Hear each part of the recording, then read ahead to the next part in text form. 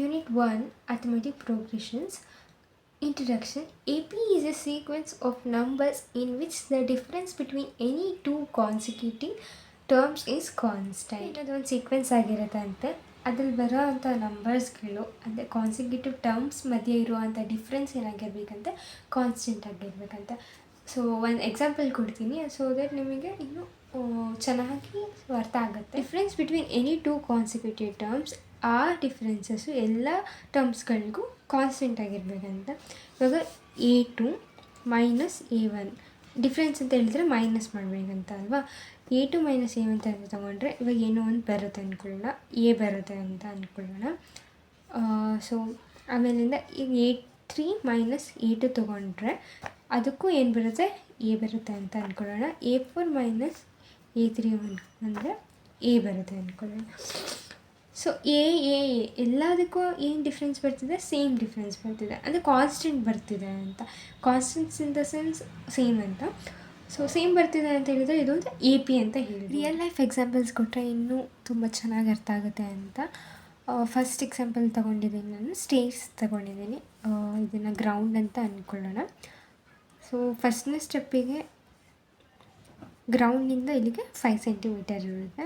And ಗ್ರೌಂಡಿಂದ ಇಲ್ಲಿಗೆ second ಸ್ಟೆಪ್ಪಿಗೆ 10 centimetre ಇರುತ್ತೆ. ಗ್ರೌಂಡಿಂದ ಇಲ್ಲಿಗೆ ಥರ್ಡ್ ಸ್ಟೆಪ್ಪಿಗೆ 15 ಸೆಂಟಿಮೀಟರ್ ಇರುತ್ತೆ ಅಂದ್ಕೊಳ್ಳೋಣ. ಅಂದರೆ 5 ಎಲ್ಲದರಲ್ಲೂ ಇನ್ಕ್ರೀಸ್ ಆಗ್ತಾ ಹೋಗ್ತಿದೆ. 5 ಇನ್ಕ್ರೀಸ್ ಆಗ್ತಿದೆ ಅಂದರೆ ಏನಂತ ಅರ್ಥ, ಕಾಮನ್ ಡಿಫ್ರೆನ್ಸ್ ಸೇಮ್ ಇದೆ ಅಂತ ಅಲ್ವಾ. ಸೊ ಇದನ್ನು ಒಂದು ಎಕ್ಸಾಂಪಲ್ ಫಾರ್ AP ಅಂತ ತೊಗೊಂಡಿರಲ್ಲ ಅಂತ ಹೇಳಿದ್ರೆ, ಈಗ ಸೀಟ್ಸ್ ಇರುತ್ತೆ ಅಲ್ಲ, ಅದಕ್ಕೆ ನಂಬರ್ಸ್ ಕೊಟ್ಟಿರ್ತಾರೆ 1 2 3 ಸೋನ್ ಅಪ್ ಟು ಏನಾದರೂ ಕೊಟ್ಟಿರ್ಬೋದು. ಅದೊಂದು ಆರ್ಡರಲ್ಲಿರುತ್ತೆ.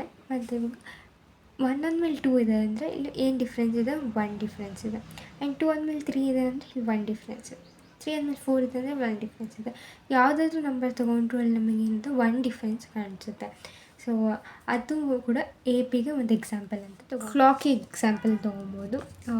1 ಅಂದಮೇಲೆ 2 ಇದೆ, 2 ಅಂದಮೇಲೆ 3 ಇದೆ, ಸೊ ಆ ಥರ 12ವರೆಗೂ ಇರುತ್ತೆ. ಸೊ ಇಲ್ಲಿ ಕೂಡ ಏನು ಕಾಮನ್ ಡಿಫ್ರೆನ್ಸ್ ಇರುತ್ತೆ, 1 ಇರುತ್ತೆ. ಇಲ್ಲಿ ಕೂಡ 1, ಇಲ್ಲಿ ಕೂಡ 1. ಸೊ ಕಾಮನ್ ಡಿಫ್ರೆನ್ಸ್ ಇಲ್ಲಿ 1 ಇದೆ. ಇದು ಕೂಡ ಏನಂತ ಹೇಳ್ಬೋದು, ಅದು ಆರ್ಡರಲ್ಲಿದೆ ಮತ್ತು ಕಾನ್ಸ್ಟೆಂಟ್ ಟರ್ಮ್ ಇದೆ. ಇದು ಆರ್ಡರಾಗಿ ಕೂಡ ಇದೆ ಮತ್ತು ಇಲ್ಲಿ ಕಾಮನ್ ಡಿಫ್ರೆನ್ಸ್ ಕೂಡ ಸೇಮ್ ಇದೆ, ಅಂದರೆ ಕಾನ್ಸ್ಟೆಂಟ್ ಇದೆ. ಅದಕ್ಕೆ ಇದನ್ನು AP ಅಂತ ಕರೀತಾರೆ. ಇನ್ನು 10th ಸ್ಟ್ಯಾಂಡರ್ಡ್ ಮ್ಯಾಥಮೆಟಿಕ್ಸ್ ಟೆಕ್ಸ್ಟ್ ಬುಕ್ಕಲ್ಲಿ 4 to 5 ಎಕ್ಸಾಂಪಲ್ಸ್ ಇದೆ. ಬಟ್ ಇದು ತುಂಬ ಕಾಮನ್ ಆಗಿದೆ ಮತ್ತು APನ ಹೇಳೋಕ್ಕೆ ಈಸಿ ಆಗುತ್ತೆ, ಅದನ್ನು ಡಿಫೈನ್ ಮಾಡೋಕ್ಕೆ. ಇನ್ನೊಂದು ಕಾನ್ಸೆಪ್ಟ್ ಇದೆ ಇದರಲ್ಲಿ, general form of an AP ಯಾವ ಫಾರ್ಮಲ್ಲಿರುತ್ತೆ ಅಂತ ಹೇಳಿದ್ರೆ ಈ ಫಾರ್ಮಲ್ಲಿರುತ್ತೆ. ಸೊ ಈ ಫಾರ್ಮಲ್ಲಿರುತ್ತೆ A, A+D, A+2D ಅಂತ. ಆವಾಗಲೇ ನಾನು ನಿಮಗೆ ಕಾನ್ಸಿಕ್ಯೂಟಿವ್ ಟರ್ಮ್ಸ್ ಅಂತ ಹೇಳಿದೆ. ಹಂಗಂತ ಹೇಳಿದ್ರೆ A1, A2, A3 like A1 ಅಂತಲೇ ಇರಬೇಕಂತ ಇಲ್ಲ, ಅದಕ್ಕೆ ಒಂದು ನಂಬರ್ಸ್ಗಳು ಕೊಡಬೇಕು. ಸೊ ಜನ್ರಲ್ಲಾಗಿ ಹೇಳ್ತಾ ಇದ್ದೀನಿ ಅಷ್ಟೇ. ಇಲ್ಲಿ ಇದು ಕಾನ್ಸಿಕ್ಯೂಟಿವ್ ಟರ್ಮ್ಸಲ್ಲಿ ಆಲ್ಜಿಬ್ರಾಯಿಕ್ ಟರ್ಮ್ಸ್ ಅಂತ ಹೇಳಿದ್ರೆ ಯಾವ ಥರ ಬರೀಬೋದು ಅಂದರೆ, A1 ಇದೆ ಅಲ್ವಾ, ಈ A1ಗೆ A ಅಂತ ಕೊಡಬೇಕು. ಆ್ಯಂಡ್ A2ಗೆ A+D ಆ್ಯಂಡ್ A3ಗೆ A+2D. ಇದು ಕಾನ್ಸಿಕ್ಯೂಟಿವ್ ಟರ್ಮ್ಸ್ನ ಆಲ್ಜಿಬ್ರಾಯಿಕ್ ಫಾರ್ಮಲ್ಲಿ ಹೇಳಬೇಕಂದ್ರೆ ಈ ಥರ ಬರಿಬೋದು. ಸೊ A ಅಂತ ಹೇಳಿದ್ರೆ ಏನಂತ ಇಲ್ಲಲ್ಲ, ಈ A ಅಂತ ಹೇಳಿದ್ರೆ ಫಸ್ಟ್ ಟರ್ಮ್, ಇದನ್ನು ಫಸ್ಟ್ ಟರ್ಮ್ ಅಂತ ತೊಗೊತೀವಿ. ಆ್ಯಂಡ್ ಇಲ್ಲಿ D ಇದೆಯಲ್ಲ, ಇದನ್ನು ಕಾಮನ್ ಡಿಫ್ರೆನ್ಸ್ ಅಂತ ತೊಗೊತೀವಿ. ಇನ್ನೊಂದು formula for nth term.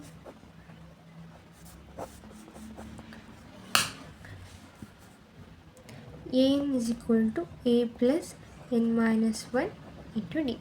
A ಅಂತ ಹೇಳಿದ್ರೆ ಫಸ್ಟ್ ಟರ್ಮ್ ಆ್ಯಂಡ್ D ಅಂತ ಹೇಳಿದ್ರೆ ಕಾಮನ್ ಡಿಫ್ರೆನ್ಸ್.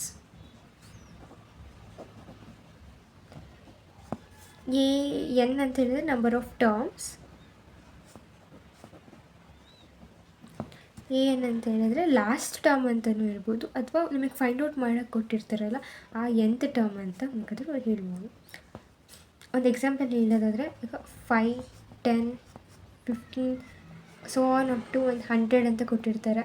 100th ಟರ್ಮ್ 100 ಅಂತ ಕೊಟ್ಟಿರ್ತಾರೆ ಅಂದ್ಕೊಳ್ಳೋಣ. ಸೊ 100 ಟರ್ಮ್ ಇದು ಏನಾಗಿದೆ ಲಾಸ್ಟ್ ನಂಬರ್ ಅಥವಾ nth ಟರ್ಮ್ ಅಲ್ವಾ ಇದು.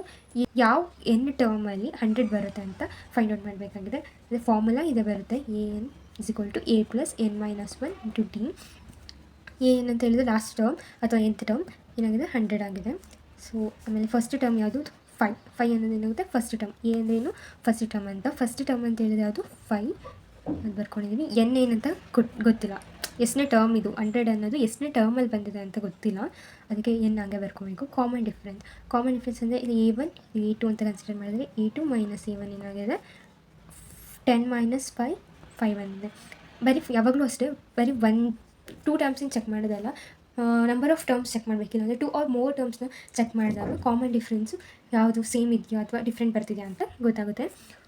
ಓಕೆ, a3 ಇದಲ್ವಾ, a3 - a1 ಅಂತ ತೊಗೊಂಡ್ರೆ 15 - 10 = 5 ಬರ್ತಿದೆ. ಸೊ ಕಾಮನ್ ಡಿಫ್ರೆನ್ಸ್ ಏನಿದ್ರಲ್ಲಿ 5. 100 5ನ ಲೆಫ್ಟ್ ಸೈಡ್ ಕಳಿಸಿದ್ರೆ -5 ಆಗುತ್ತೆ.